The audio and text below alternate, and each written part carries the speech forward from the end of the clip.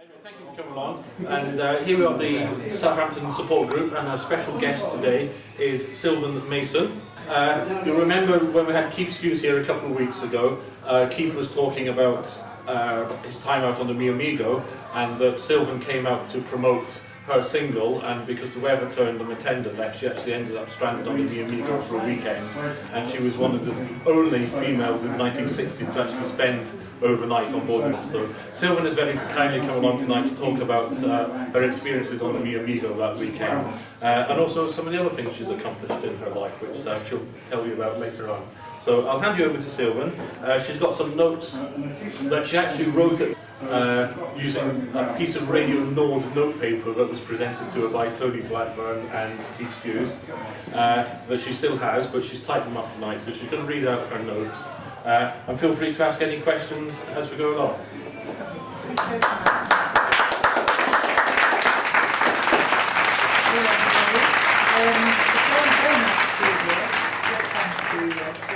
Fellow supporters of Caroline, and I'm delighted to give you my story. And when I was looking for things to bring with me, I came across these notes, which in a very rather childish handwriting. They were written 44 years ago. I was 21 years old, and I'm not long out of boarding school. I've got no idea about anything. But they were very exciting days. It was 1965, and the Pirates had just started. I think we were going about a year, Caroline. And I'd made a record called We Don't Belong. I'd been sort of plucked from the Gioconda coffee bar by somebody. Anyone could make a record in those days if you had a gimmick. And mine was a sort of rather dark. I like to think I was the English Sylvie Vartan, who was always dressed in black and crying and depressed. That was my gimmick. And anyway, we wrote this song which was designed to be banned by the BBC, because in those days, if you were banned by the BBC, you had an instant hit. And unfortunately, several other people got on the bandwagon that week. A lot of records were banned. Eve of Destruction, Barry Maguire came out. Like nuclear bombs, that was banned. I think Twinkle had one out, but and that was banned. And there were several banned that week. So unfortunately, as I was the newcomer on the block, mine didn't make much publicity. And the record eventually, we stopped making it because it was banned.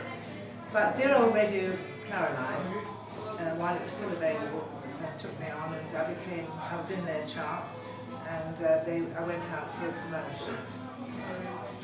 And I just thought I'd read you these notes that I found. So this is sort of what happened that day.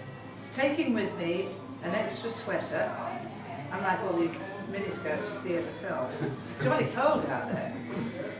An extra sweater, scarf and a comb, passport in hand, wearing blue hipsters, t-shirt and blue boating blazer. I set off in a taxi at 7:30 a.m. on a Saturday morning in October at the Fenchurch Street station, where I was to meet Richard Swainson, who would escort me to Radio Caroline. Little did I realise that I would not be returning for nearly 2 days, during which time I would have the most fantastic time of my life, which I will never forget. I was 21.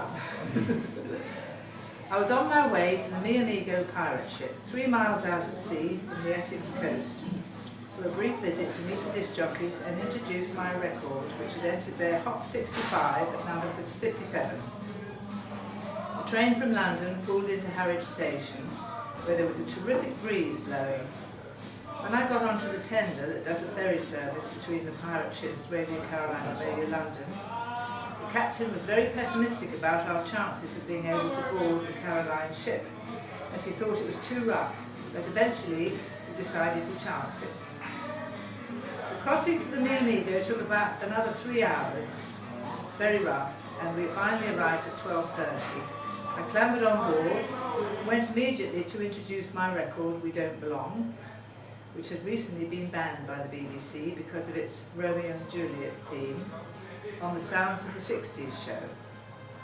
This was followed by lunch, which consisted of what the boys called gunge soup. I forgot that. gunge soup, some kind of gunge stew, and blancmange for pudding. Then we went down to the library to relax until the tender returned. The weather grew worse and worse, and with my manager's words in my ear, "Don't come back on the tender, it will make a good publicity story." I locked myself in one of the lavatories just before it arrived and refused to come out. The tender waited for as long as it could, blowing a loud whistle, or a foghorn thing, I think it was. Several of the DJs and crew tried to coax me out of the loo, but eventually gave up, and the tender left without me. I emerged from the lavatory and went to apologise to the captain, who was a stern Dutchman. Because, you know, the captain was in charge, they were all frightened of him, you know, the captain and the crew were the bosses, and there were a lot of schoolboys putting the records on. They were quite serious about it all, they wouldn't have had any of those dolly birds on board. We did have some moves though, we weren't meant to, but we did. The boys were thrilled that I'd stayed, and were broadcasting non-stop about their stowaway. That evening I watched Thank Your Lucky Stars on TV with the ones who were not on air or working, the TV pop programme which I had appeared on not long before with Ken Don and others. After that I went to the studio and sat in with Roger Gale for his Party Time show. He's now an eminent MP, as I expect you all know. I've had a note from him. I had a copy of the tape that he made, and there's bits of me in the background. It's all terribly embarrassing. But I digitalised it and I sent him a copy. And he's written to me on House of Commons notepaper. He's saying, "It's very nice to have it, but excruciating." I've got it here if anyone wants to see it. And I think he had a bit of a crush on me actually, they were all teasing him. After this I went to the studio and sat in with Roger Gale for his Party Time show. He was being teased by everyone throughout it. And at some point took his shirt off. I can't remember why. They used to do sort of silly things, you know. Then stayed with Tony Blackburn, who was on till midnight.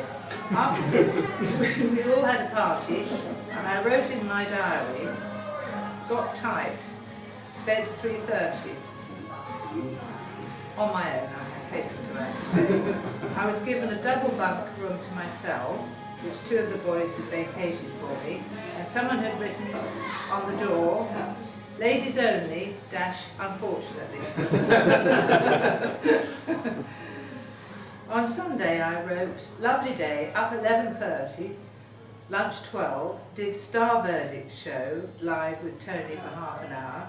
I think I was the mystery guest on something as well. 12:30 to 1, went up to the bridge, sat on the deck in the sun. A plane flew over 3 times, a pleasure boat came out, signed autographs. I was offered a ride and a water skiing, but not allowed to do so. 5:30 supper, went on bridge to get, because the tender wasn't coming back till Monday, you see, I was there for the whole weekend. Went on bridge to get new ideas for Tony's show with Tony, Roger and Bob. Watched beautiful sunset. Talked to Mike, that was Made Records. Last thing I closed down the show. On behalf of the captain, crew, Tony, Roger, Mike, Bob and child scientist, this is Sylvan wishing you all a very good night. Good night. Then that music came on. On Monday, we made a tape recording of stuff for Tony's show from 8 till 10:30. I helped Roger with a couple of songs he was writing. We talked and smoked on the bridge till the tender came to take me home. And that was it really. Somewhere on the boat is written, "In Memoriam, Sylvan, and 2 days when she belonged to us." That's it. That's probably still written there to this day. Yes, I don't know somewhere. Gives you a little taste of what it was. I'm sure you've heard it all before, but well, not from my experience because no one else did that. No, indeed. Excellent. Okay. So what happened to you after that? And Love Grows Where Rosemary Goes was another one. I wrote about 60% of the lyric of that. In Bed with Flu, Tony McCauley and Barry insisted on me helping them, and I was really quite ill, but we finished it in about 2 hours. That one underlined.